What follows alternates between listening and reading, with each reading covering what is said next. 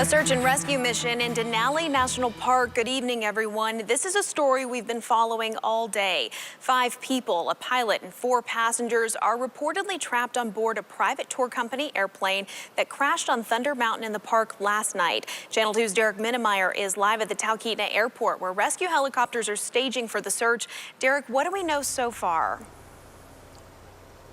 Victoria, the National Park Service says the flight took off just after 5 o'clock yesterday evening to reports of cloudy skies, relatively calm weather.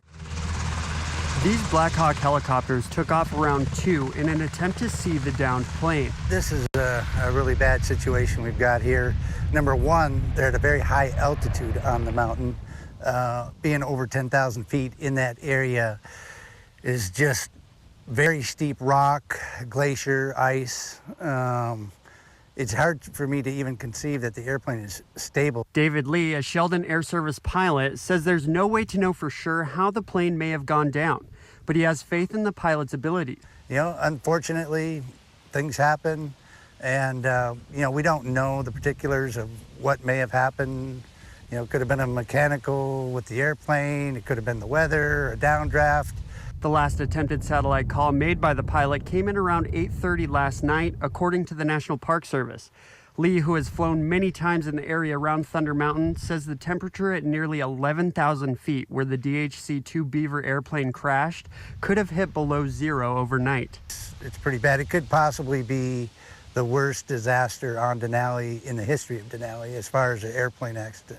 It's been more than 24 hours since a plane with 5 people on board went down in Denali National Park. Good evening, everyone. Search and rescue teams are staged in Talkeetna. We're told the plane is believed to have crashed at about 11,000 feet in an area known as Thunder Mountain. Channel 2's Derek Minnemeyer has the latest details from Talkeetna. Search parties have been battling bad weather like what you see behind me and have decided to suspend the search overnight for 5 people involved in a plane crash in Denali National Park. There was a multi-agency push to try and rescue the people on board the plane, but tonight officials are saying that it was not going to happen because there are no survivors. All right, Sean McGuire up in Talkeetna tonight. It is a cold reality for those in the flight seeing industry. While thousands of people take to the sky every year to see Alaska from the air, and nearly all return safely, most are very aware that they fly with a risk, especially in the unpredictable and unforgiving Alaska range. Jack Carney is live in Talkeetna, has been speaking to flight seeing pilots and others in the community who know the danger is always present, especially in and around the Denali and Thunder Mountain areas where Saturday's plane crash occurred. Jack. Well, David Lee of Sheldon Air says that while Craig Layson might have worked for a competing service, together they were colleagues. And when one deadly incident affects one, it impacts all. You know, you don't wish this on anybody, even though, sometimes it's competitive around here. It does affect, like you say, the whole industry, really in the whole state of Alaska. So how safe is flight seeing? To put it all in perspective, there are thousands of flight seeing tours each summer in Alaska. The National Transportation Safety Board says 10 people have been killed in sightseeing flights this decade. Channel 2 News reporter Rich Maurer looked into this today. Rich? Mike Maria, those fatalities occurred in flights in southeast Alaska, not here, Denali, or Talkeetna. In one of those cases, the NTSB said the pilot felt pressure to fly even on safe conditions because of the cruise ship schedule. But in Denali, the difficult conditions haven't led to major crashes. How can someone find out about the safety records of aviation companies that take passengers on sightseeing flights? Well, it's not easy. We get calls from time to time calling our main number wanting to know who's a safe operator. That's not our business, quite frankly. That is a tough call. There are agencies or services that will actually do that research for you, private individuals. How the average person gets a hold of them, I honestly don't know. K2 says in a prepared statement that it runs a very safe operation and that it only hires experienced pilots, and suggested that customers know about its reputation by word of mouth or comments on social media. All right, thanks so much, Rich. As for the passengers and the pilot on that plane, we're slowly learning more about them this evening. Channel 2 reporter Beth Verge joins us now with details on the lives lost. And Beth, what do we know so far about them? Well, Mike, Maria, as most know, there's a delay for this information coming out because next of kin need to be notified first. And we are all thinking about the pilot, the passengers, those friends and family, and their communities both here in Alaska and overseas. But while there isn't much that's come out about these victims just yet, we do know the pilot of this flight seeing tour aircraft, as we mentioned before, was Craig Layson of Michigan. He's the one who on Saturday was able to get a couple of distress calls out. As for the passengers, they were all reportedly from Poland, all adults. Most of them, we're told, are older, 50s or 60s, and one of them was a young man engaged to be married. A mountaineering ranger with the National Park Service was lowered from a helicopter at 11,000 feet, spending about 5 minutes at the plane crash wreckage. Channel 2's Sean McGuire spoke to mountaineering ranger Chris Erickson, who was short-hauled down to the wreck, about what he saw. Sean. Hanging underneath a helicopter at high altitude above a snow-filled crevasse. It sounds like a nightmare for many, but it's all in a day's work for a mountaineering ranger at Denali National Park. Now, at the break of day today, Erickson, a 10-year veteran at the park, flew up to a near vertical ridge with overhanging snow. He was lowered down on a fixed line of short rope to spend only 5 minutes at the unstable wreck assessing the situation. He peered inside and saw snowdrifts and 4 bodies. He couldn't tell who was who, whether he was looking at a passenger or a pilot, but as he hung vertically, he thought to himself who was going to be impacted most by the event. This is a sad event for the community, and while I work here at the ranger station, I'm a member of the Talkeetna community as well, and I think that the impact on our town is more than the impact on the ranger station here. Now, crews from the National Park Service work very closely with the Air Alaska National Guard, the U.S. Army and the U.S. Air Force. We're told that dozens of people from multiple agencies work together on this rescue effort. But coming up a little later, we're going to hear about how it's not over yet as rescue turns to recovery. We're going to hear how officials are planning to bring those bodies home off that mountain. Now, the company K2 Aviation is owned by Todd and Suzanne Russ, who also own the Anchorage-based Rust Air. Now, in a statement today, they said our first thought is in responding to this devastating outcome is to help however we can. We are working with all responding agencies to cooperate fully with the investigation. Now, the company is suspending flight seeing operations till further notice to give everyone at K2 time to grieve. Channel 2's Jack Hardy joins us again live in Talkeetna with details of a worst-case scenario that were confirmed today. Jack? It seems like everybody knows everybody in this town of about roughly 800 people. I'm just outside of the Talkeetna Roadhouse. This is a popular destination for tourists going in and out of this community to stay at. And Tricia Costello runs this roadhouse behind me. She's worked with pilot Craig Layson's wife, Maggie, so this tragedy hits very close to home for both her and her staff. But she says she's trying to keep her emotions in perspective, knowing that the grief and shock that the staff at K2 is feeling. She gathered her staff together today to share the news and talk through the emotions. Very connected to them, and as we are with all the people working in the community, and I just kind of had to tell the staff, like, hey, this is what happened, and we need our hearts and our thoughts to go with them, and be really supportive and compassionate, and just understand that whatever short shifts we have, whatever equipment malfunctions we have today, all that stuff is a blip compared to what they're experiencing and having to navigate. Good evening, everyone. In the news stories we cover here at Channel 2, sometimes there is just one image, a single picture that says it all. And we want you to see one of those right now. It's the first look we got today of the site of the plane crash in Denali National Park. It was posted on the park's Facebook page earlier today. In this wider view, you can see the rugged terrain and just how steep this mountain is. It's hard to see, but if you look right here, that little red spot, this is the wreckage of that flight-seeing plane that went down on Saturday evening. Now, the plane is barely visible in the snow, which no doubt made it harder for rescue crews to find it. And it's hard to believe the plane stayed on this very steep snowbank on the side of the mountain.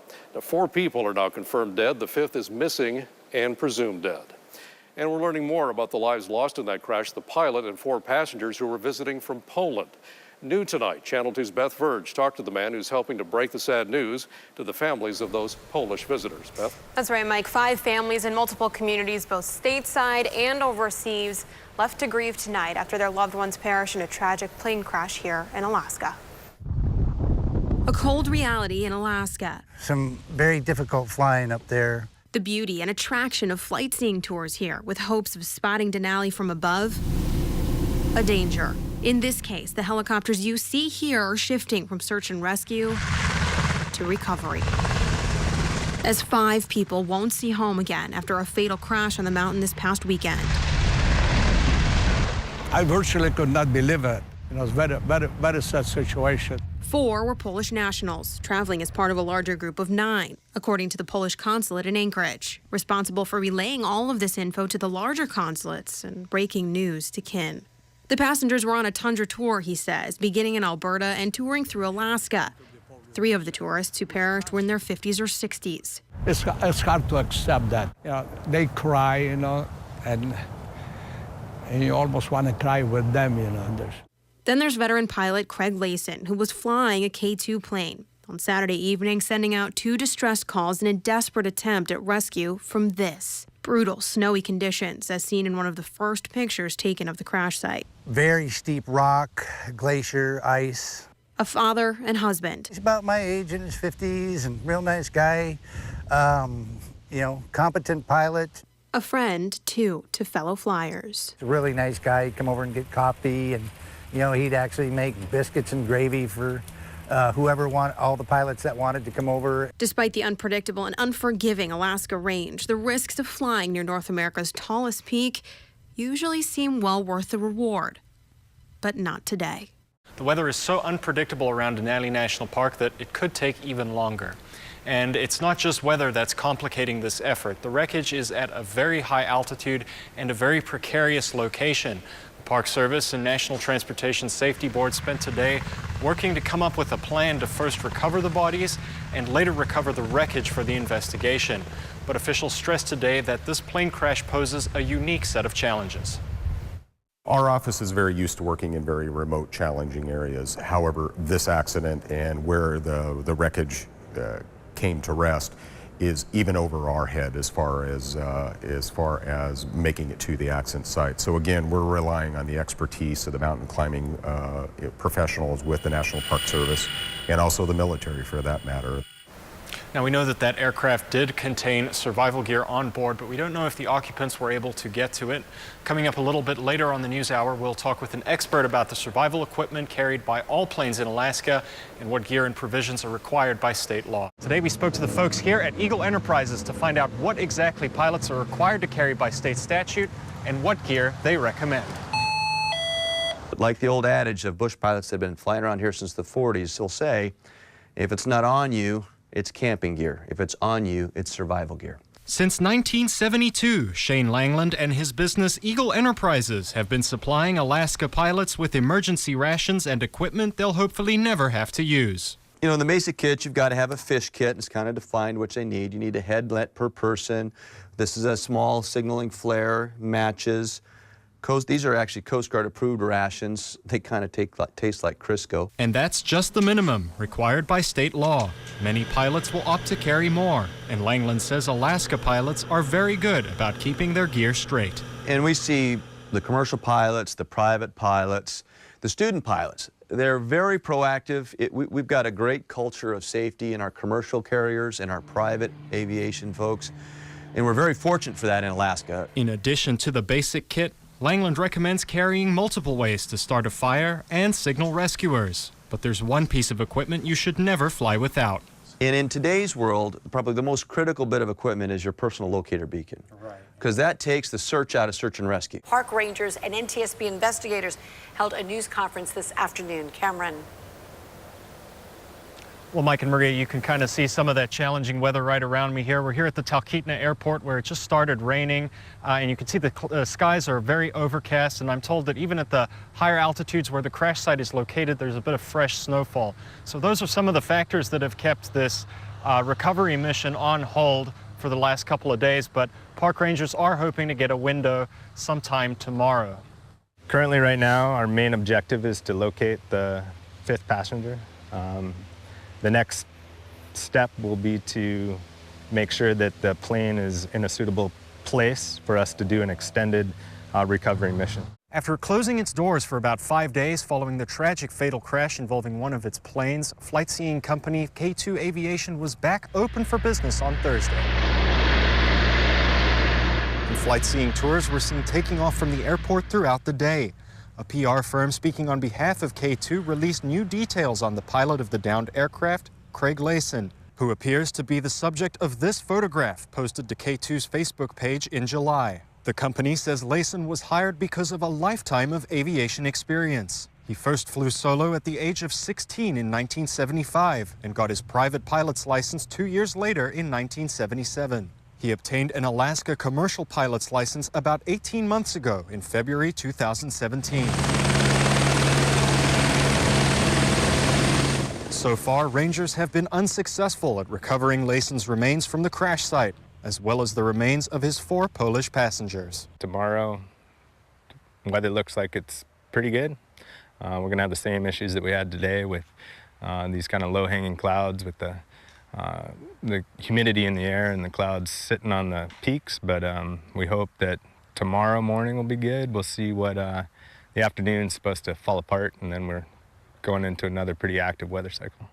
Rangers are hoping to make a second recovery attempt Friday morning before more overcast weather returns to the area. In Talkeetna, I'm Cameron McIntosh, Channel 2 News.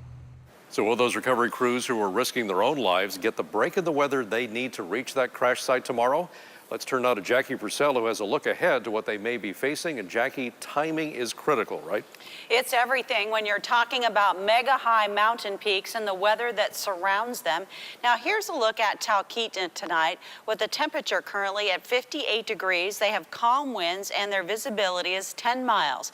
As you mentioned, National Park Service rangers will make another attempt to get to Thunder Mountain crash location early Friday. According to reports, the forecast is looking for clearing to last through tomorrow morning to about 9 o'clock. And as the ranger stated, then the clouds will be advancing into the region, and Friday night we'll see a first of a few days of rain expected across the region, and that translates to mountain snows.